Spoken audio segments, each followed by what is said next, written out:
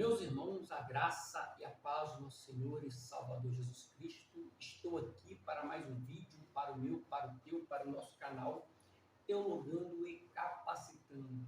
No vídeo de hoje nós vamos falar a respeito da depravação total, se ela é intensiva ou se ela é extensiva. Então vamos para mais um assunto direto ao ponto, só que antes de entrarmos no conteúdo desse vídeo, eu queria fazer um pedido, você que ainda não se inscreveu no nosso canal, se inscreva, faça parte desse canal, dessa comunidade de apaixonados pela Palavra de Deus, o canal Teologando e Capacitando. Também não esqueça de ativar os sinos das notificações para você ficar informado toda vez que eu subir um vídeo novo para o canal. Também não deixe de dar o seu like, o seu joinha, o seu gostei, pois você fazendo assim, você irá ajudar o YouTube a entender a relevância do nosso conteúdo e assim divulgar, engajar mais pessoas ao canal.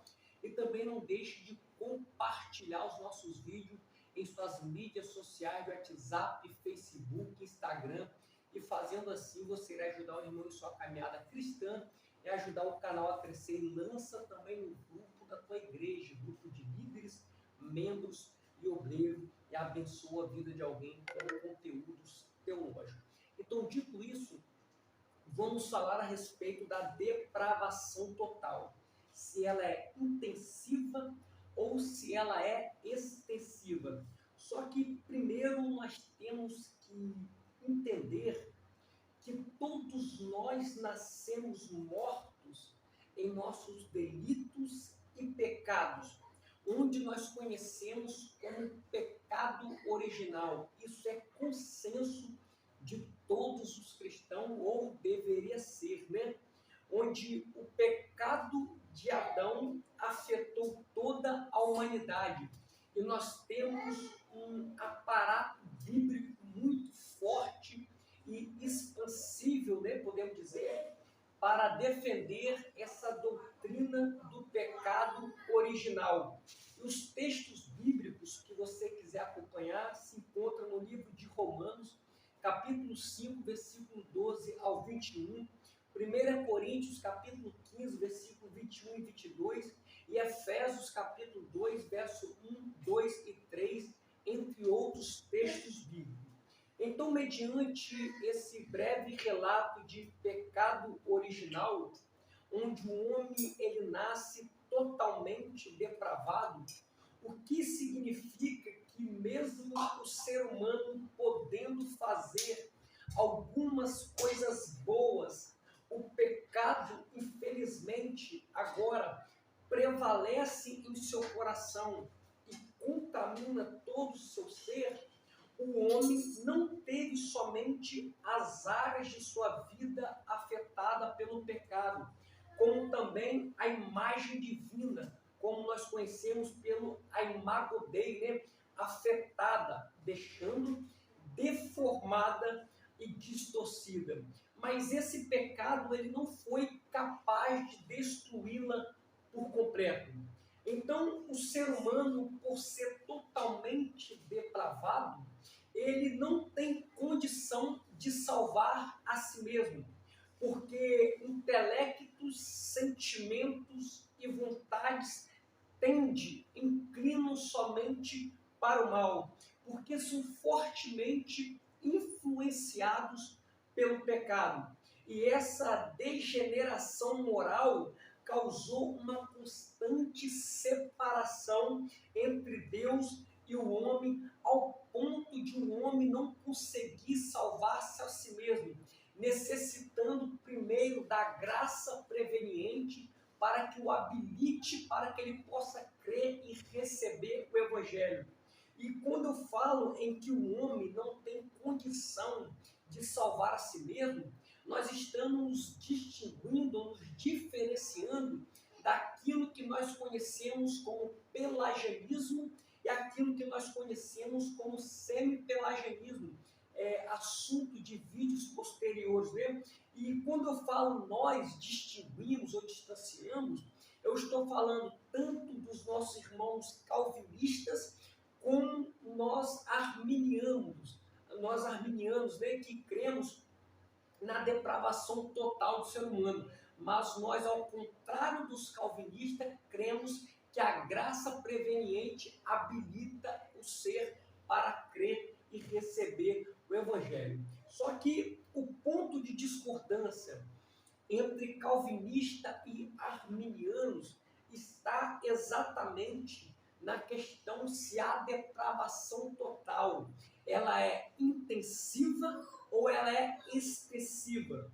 Os nossos irmãos calvinistas, eles entendem a depravação total no sentido intensivo, ao ponto de aniquilar, ainda que eles não queiram dizer assim, de certa forma, eles aniquilam a decisão de escolha ou livre-arbítrio do ser humano. O interessante é que nós seremos julgados por causa das nossas escolhas erradas. Então, se o homem não tem direito de escolha, não há o porquê julgamento da parte de Deus. Já nós arminianos, que é a linha que eu defendo, que eu sigo, entende a depravação total no sentido extensivo. Como assim? Entendemos que mesmo o ser humano podendo fazer algumas coisas boas, o pecado, onde prevalece em seu coração e contamina o seu ser, ele sempre inclina o ser humano para fazer coisas más. Mas uma vez que a graça, atua preveniente, o habilita, ele tem a capacidade de responder ao chamado do Evangelho. Mas entenda, sempre é Deus que começa o processo de salvação. Então, o que isso significa? Depravação total intensiva ou extensiva? Significa que, apesar do nosso estado decaído, afetar todas as dimensões, como eu creio, num estado de depravação total extensiva, onde a totalidade é de abrangência, não de intensidade, então significa que, por mais que o nosso estado decaído, estamos totalmente afetados em todas as nossas dimensões de natureza humana, ela não destrói a natureza humana por completo e nem qualquer uma de suas potencialidades essenciais. Um exemplo, os seres humanos decaídos, eles ainda continuam capazes de raciocinar, de sentir, de tomar decisões em função ao pecado. Antes, eles não perderam qualquer uma de suas potencialidades ou de capacidades inerentes à sua personalidade. Se houvesse perdido, queridos, nós deixaríamos de ser pessoas.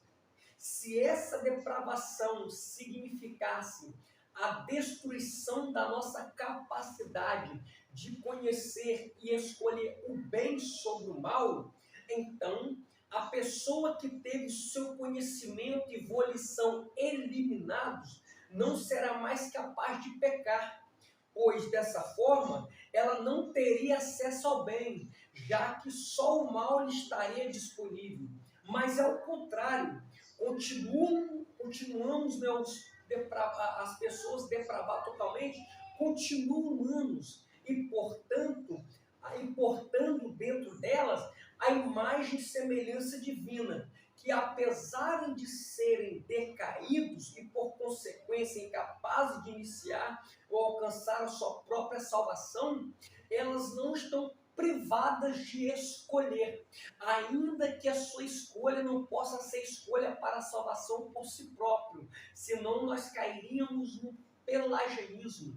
Então nós cremos e reconhecemos a depravação total, que ela é extensiva e que no processo de salvação é Deus que inicia, sempre é Deus. É por isso que uma das passagens, ainda que podemos dizer que não fala diretamente a salvação, está dizendo, não foi vós que me escolheste, mas foi eu que vos escolhi. Então, se nós levarmos a depravação total ao seu extremo de intensidade, como afirmam os calvinistas, acabaremos por destruir a capacidade da própria pessoa em ser depravada. É importante frisar aqui agora que a Bíblia não afirma que, por causa da natureza pecaminosa, o homem sem Deus deixou ou não pode fazer coisas boas. Uma palavra do próprio Jesus Cristo no Evangelho de Lucas, capítulo 6, verso de número 33, vai dizer: se fizerdes o bem aos que vos fazem o bem, que recompensa tereis? Também os pecadores fazem o mesmo. Outro texto em Gênesis capítulo 3, verso 8 ao 10, onde vamos ler, Adão é totalmente já depravado, vai dizer o texto: e ouviram a voz do Senhor Deus, que passeava no jardim pela viração do dia. E esconderam-se Adão e sua mulher da presença do Senhor Deus entre as árvores do jardim. E chamou o Senhor Deus a Adão e disse-lhe: onde estás?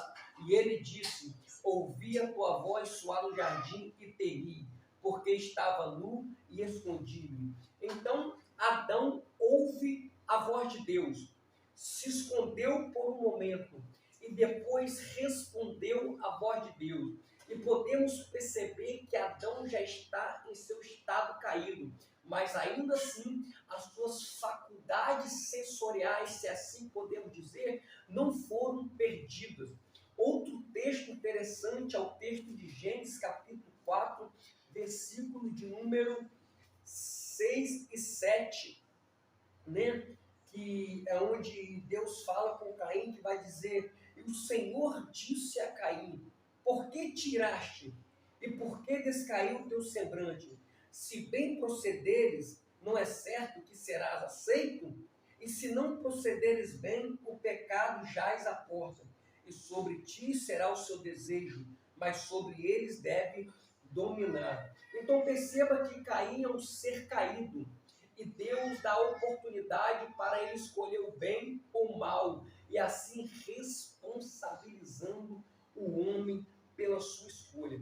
Então podemos perceber, queridos irmãos, que a depravação total impede e torna impossível o homem salvar a si mesmo. Mas o homem caído, ele pode fazer o bem, conforme a palavra de Jesus em Lucas 6,33, como nós acabamos de ler, mas ele não tem poder de salvar a si próprio. Antes, para ser salvo, como eu já falei, Deus ele tem que ir de encontro ao pecador, derramar a sua graça, pelo qual conhecemos graça preveniente, aquela graça que prevê, que habilita o pecador. Então ele derrama a sua graça, concedendo a todos, não a alguns, a todos, o direito e a condição de poderem crer em Jesus Cristo e se achegar a Ele. Se o homem não tiver o livre-arbítrio ou o poder de decisão, como afirma os nossos irmãos calvinistas, pois a depravação total ela é intensiva a ponto de aniquilar o livre-arbítrio, a decisão de escolha. Então, a intensidade pelo qual eles apregou em sua teologia tira isso do homem. Talvez de uma forma respeitosa aqui falando, Deus estaria brincando com Caim, tirando sarro da cara de Caim, quando diz: se procederes bem não será aceito, mas se procederes mal, o pecado jaz à sua porta. Então, como também outro texto vai dizendo no Evangelho de Mateus, capítulo 23, verso 37, Jerusalém, Jerusalém, que matas o profeta e apedrejas os que a ti são enviados. Quantas vezes quisemos ajuntar os teus filhos, como a galinha junta os seus putinhos debaixo das asas, e tu não quiseste. Então esse tu não quiser significa decisão, poder de escolha. Eles não queriam. Então, os nossos irmãos calvinistas, por entender a depravação total de forma intensiva, eles aniquilam a imagem de Deus no ser humano. E num texto como o de Efésios, capítulo 2, verso 1 ao 5, que diz que nós estávamos mortos em nossas transgressões e pecados, eles entendem essa morte como uma aniquilação e não uma separação de Deus. Só que esse não é o caso. A Bíblia, em momento nenhum, apresenta ou trata a morte espiritual como aniquilação. Ela sempre trata a morte espiritual como uma separação de Deus. Nós podemos ver em Adão, no relato pós-queda, ele está morto espiritualmente, mas ainda consegue ouvir e responder à voz de Deus. Então, querido, através desse breve ensino, nós podemos perceber que a depravação total ela é extensiva porque abrange todo o ser humano e não intensiva, como afirmam os nossos irmãos calvinistas.